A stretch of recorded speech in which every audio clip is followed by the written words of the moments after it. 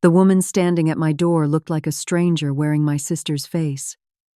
20 years. 20 years of silence. And now she was here, arms open wide. Not for me, but for the fortune my niece had just won. What she didn't know was that I'd been waiting for this moment, and I had receipts. I'll never forget the day my sister Rebecca showed up at my apartment with 3-year-old Maya in her arms and a suitcase that was far too small for a child's entire life. "Just for a few weeks, Elaine," she'd said, her eyes darting everywhere except at me. "I need to find myself. Figure out who I am outside of being a mom. You understand, right?" I didn't understand. I was 26 years old, working double shifts at a hospital as a nurse, living in a cramped one-bedroom apartment that barely fit me, let alone a toddler. But Maya's big brown eyes looked up at me with such trust, such innocent hope, that the word no died in my throat. "A few weeks," I repeated. Rebecca nodded vigorously. "A month. Tops. I promise." That was in 2004.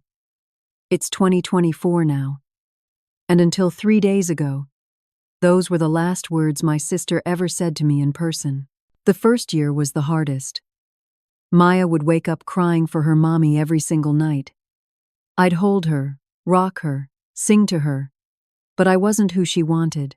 I was just Aunt Elaine, the poor substitute for the mother who'd vanished like smoke. Rebecca called exactly 3 times that first year. Once on Maya's 4th birthday, where she sang an off-key rendition of Happy Birthday and promised to visit soon. Once on Christmas, crying about how much she missed her baby girl while club music thumped in the background. And once in March, asking if I could wire her some money because she was in a tight spot. I wired the money. I was still hoping she'd come back. By year 2, I'd moved us into a bigger apartment. I'd enrolled Maya in preschool. I'd become the person who packed her lunches, who kissed her scraped knees, who taught her to tie her shoes. I'd stopped being Aunt Elaine and started being something else, something that felt permanent but had no name.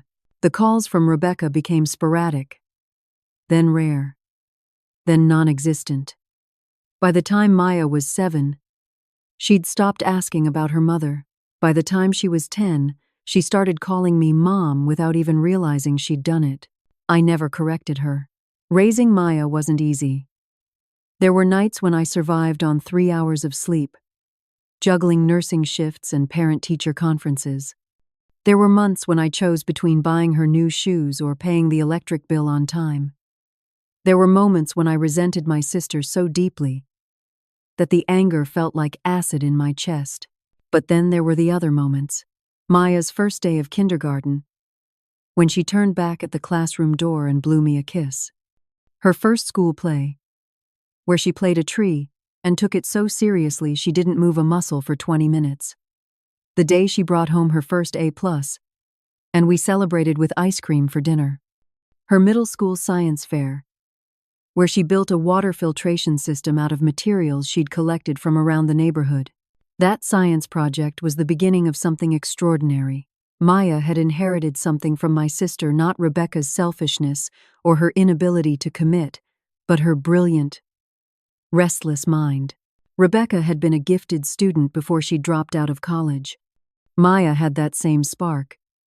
But she also had something Rebecca never developed: discipline, perseverance, and the understanding that genius without hard work is just wasted potential. By high school, Maya was taking advanced placement courses in engineering and environmental science. She spent her weekends in our tiny apartment-turned-laboratory, surrounded by notebooks filled with calculations and prototypes made from recycled materials. "Mom," she'd say, and my heart still swelled every time she used that word.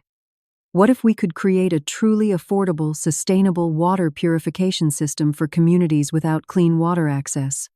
Not just affordable for governments or NGOs, but actually cheap enough that individual families could own one. I'd watch her work with a mixture of pride and wonder. How had this remarkable young woman emerged from the broken pieces of abandonment and struggle? The college years were financially brutal. I'd been saving since Maya was little. But nursing salaries only stretched so far. Maya received a partial scholarship to a state university. But we still needed loans. I took extra shifts. She worked part-time at a campus library. We made it work because that's what we'd always done. During her junior year, Maya's advisor encouraged her to enter her water purification invention now, a sophisticated patent-pending design, into a national competition for young inventors. The grand prize was $200,000 and mentorship from industry leaders. "I don't know, Mom," Maya said over our weekly video call. "There will be kids from MIT, Stanford, all these prestigious programs. I'm just from a state school."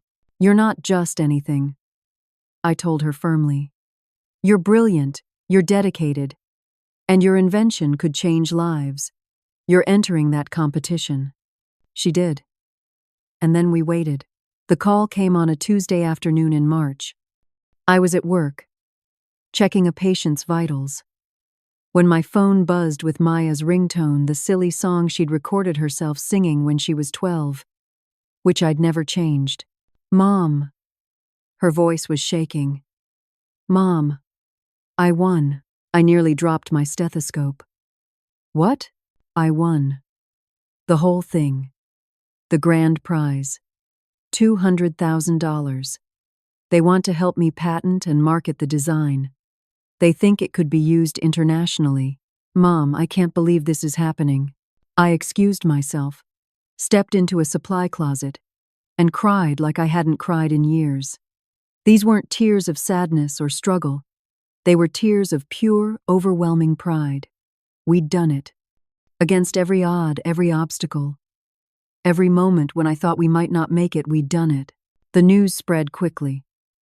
Local media picked up the story. Local student wins prestigious inventor prize. Then regional news. Then a few national outlets ran feel-good segments about the young woman from a modest background who'd created something extraordinary. That's when Rebecca saw it. I was preparing dinner 3 days after Maya's win when my doorbell rang. I opened it without checking the peephole, a mistake I'll never make again. Rebecca stood there, and for a moment, I didn't recognize her. 20 years had carved lines around her eyes and mouth, had silvered her hair at the temples, had added weight in some places, and removed it from others. But her eyes, those were the same eyes that had looked away from me 2 decades ago. "Elaine." She said my name like we'd just seen each other yesterday. Like she hadn't missed Maya's entire childhood, hadn't missed birthdays and Christmases and graduations, and every single significant moment of her daughter's life. "Rebecca." My voice sounded strange to my own ears, flat, emotionless. "Can I come in?" I should have said no. I should have slammed the door in her face. Instead, I stepped aside and let the ghost of my past walk into my present. She looked around the apartment, the bigger place we'd moved to when Maya was in high school. The walls covered with photos of Maya at every age. The shelf lined with her academic awards and trophies. "You've done well for yourself," Rebecca said. I almost laughed at the absurdity. "I've done well for us. For me and Maya." Rebecca's face shifted into an expression I'd seen 1,000 times when we were children. The look she got when she was about to ask for something she knew she didn't deserve. "I saw the news about Maya," she said. "My baby girl. An award-winning inventor. I always knew she was special." The audacity of those words, claiming knowledge of a child she'd abandoned, hit me like a physical blow. "You don't know anything about her," I said quietly. "She's my daughter, Elaine. I know I made mistakes." "Mistakes?" The word exploded out of me. "Mistakes are forgetting to call on a birthday. Mistakes are showing up late to a recital. You didn't make mistakes, Rebecca. You made a choice. You chose to walk away from your 3-year-old daughter and never come back." Rebecca's eyes filled with tears, those practice tears that had gotten her out of trouble our entire childhood. I was young. I was scared. I wasn't ready to be a mother. "And I was?" I shot back. You think I was ready? I was 26 years old with my own life, my own dreams. But I didn't walk away. I stayed. I changed diapers and attended parent-teacher conferences and held her when she had nightmares. I paid for school clothes and field trips and eventually college. Me. Not you. Me. Me. I want to make it right, Rebecca said. I want to see her. To be part of her life again. To be her mother. And there it was. The real reason she was here. Not guilt. Not genuine remorse. But the $200,000 opportunity to insert herself into Maya's success story. No, I said simply. Rebecca's face hardened. You can't keep me from my own daughter. I have rights. I'd been waiting 20 years for this moment. And I was ready. Actually, I said, walking to my desk and pulling out a thick folder. I can. And I will. I opened the folder and spread the documents across my coffee table. 20 years of receipts, medical records, school forms, legal documents. When you didn't come back after 6 months, I hired a lawyer. I explained, my voice steady, despite my racing heart. I tried to contact you. I sent certified letters to every address I had. They all came back undeliverable. After a year of documented attempts, I filed for legal guardianship. You were declared an absent parent. After 5 years with no contact, no financial support, no indication you were coming back, I was granted full legal custody. Rebecca's face went white. You took her from me? No, I said firmly. You gave her away. You abandoned her. I just made sure she had legal stability and protection. I made sure she could get medical care, could apply to colleges, could have someone with the legal authority to make decisions for her welfare. I did what a parent does. I'm still her mother, Rebecca whispered. Biologically? Yes. Legally? No.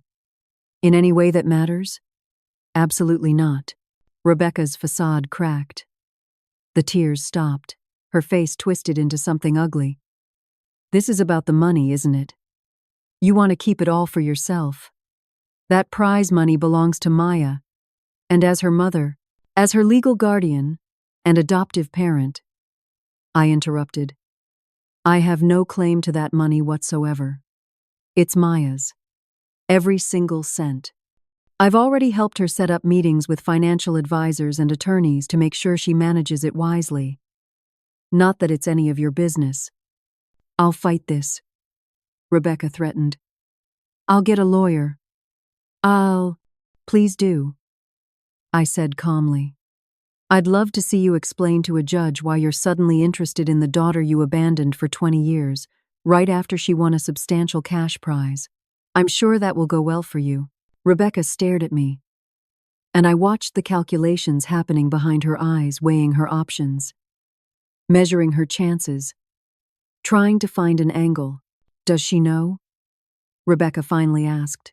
Does Maya know that you kept me away from her? It was her last card. And we both knew it. The attempt to make me the villain in this story. Maya knows everything, I said. I never lied to her about you. When she was old enough to understand, I told her the truth, that you left, that you didn't come back, that you chose not to be part of her life. I showed her the letters I sent that were returned. I showed her the court documents. She knows that you had every opportunity to be her mother, and you chose not to take it. I want to see her, Rebecca said desperately. Please, Elaine. She's my daughter. I want to tell her my side of things. I pulled out my phone. Maya's at her apartment near campus. She's studying for finals. I can call her right now and tell her you're here. I won't stop you from seeing her if that's what she wants. But Rebecca? She's not a little girl anymore. She's a brilliant, accomplished young woman who's spent her entire conscious life without you. She doesn't need you. She doesn't need your approval or your belated attempts at parenting. If you walk into her life now, it won't be as her mother sweeping in to save the day. It will be as a stranger who abandoned her, asking for a place in her success. My finger hovered over Maya's contact. So what'll it be? Should I call her? Rebecca stood there for a long moment, and I watched 20 years of choices play across her face. Then, slowly, she shook her head. Tell her. Rebecca paused. Tell her I'm proud of her. Tell her yourself, I said. Or don't. But you don't get to use me as your messenger. Not anymore. Rebecca walked to the door, then turned back. I did love her, you know. I do love her. Love isn't a feeling, I replied. It's a verb. It's showing up. It's staying. It's sacrifice. You may have felt something for Maya, but you never loved her the way she deserved to be loved. After she left, I sat on my couch for a long time, staring at those 20 years of documents spread across my coffee table. Evidence of every choice, every sacrifice, every moment that had built the life Maya and I shared. Then I called Maya. Hey, Mom. She answered, that warmth in her voice that never failed to undo me. What's up? Your biological mother was just here, I said. I'd promised myself I'd never lie to Maya, and I wasn't starting now. Silence on the other end. Then, what did she want? To see you. To be part of your life. Another pause. Because of the prize money. Yes. What did you tell her? I told her the truth. All of it. But I also told her that the decision to see her is yours, not mine. If you want to meet with her, talk to her, try to build some kind of relationship, I'll support that. Do you want me to see her? Maya asked. What I want doesn't matter. This is your choice. Mom. Maya's voice was gentle. It matters to me. I closed my eyes. Honestly? No. I don't want you to see her. Not because I'm trying to control you or because I'm afraid of losing you. You're too much your own person for that. But because I don't want you to be hurt. I don't want you to open your heart to someone who's only interested in you because of your success. You deserve better than that. I know I do, Maya said quietly. Because you taught me that I deserve better. You taught me what real love looks like. The kind that stays. The kind that sacrifices. The kind that shows up even when it's hard. Especially when it's hard. My throat tightened. Maya, I don't need to see her, Mom. I don't need closure or explanations. Or a relationship with someone who only wants me now that I'm worth something to her. I have everything I need. I have you. The tears came then. The ones I'd been holding back since Rebecca appeared at my door. I love you, I managed to say. So much. I love you too, Mom. And hey, I was thinking about the prize money. I want to use some of it to pay you back. For everything. All the years of, absolutely not. I interrupted. That money is yours. For your future. For your dreams. For taking care of the person who took care of me, Maya finished. Mom, you put your life on hold for 20 years. You worked yourself to exhaustion. You sacrificed everything for me. Let me do this. You don't owe me anything, I said firmly. You being who you are, becoming the incredible person you've become that's worth more than any amount of money. Then let me do it because I want to, Maya insisted. Because you taught me that family takes care of each other. Because you showed me what it means to be there for someone, no matter what. Please, Mom, let me do this. We went back and forth. But eventually, we compromised. Maya would help me pay off my mortgage, and we'd set up a college fund for any future grandchildren. A conversation that made us both laugh and cry at the same time. That was 6 months ago. Rebecca tried to reach out a few more times, carefully worded emails. A letter sent to my address, A friend request on social media. Maya never responded. Eventually, the attempts stopped. Last month, Maya's water purification system began its first pilot program in a small community in Central America. She's working with the organization that sponsored the competition to bring clean water to families who've never had reliable access before. She calls me every week with updates, her voice electric with excitement about the difference she's making. "None of this would have happened without you," she told me during our last call. "You did this," I corrected her. "Your brilliance, your hard work, your determination, that was all you. But you made me believe I could," she said. "You made me believe I was worth investing in, worth believing in. Do you know how rare that is? How many kids never get that?" I did know. I thought about Rebecca, about whatever circumstances or wounds had led her to walk away from her own child. I thought about the different paths our lives had taken, the different choices we'd made when faced with the same hard situation. Here's what I learned from 20 years of raising my sister's daughter. Family isn't just biology. It's the people who show up. It's the ones who stay when staying is hard, who sacrifice their own comfort for your well-being, who celebrate your victories and hold you through your defeats. Love is a choice we make every single day in the small moments that don't feel significant but add up to a lifetime of devotion. And sometimes, the greatest thing we can do isn't the thing we planned.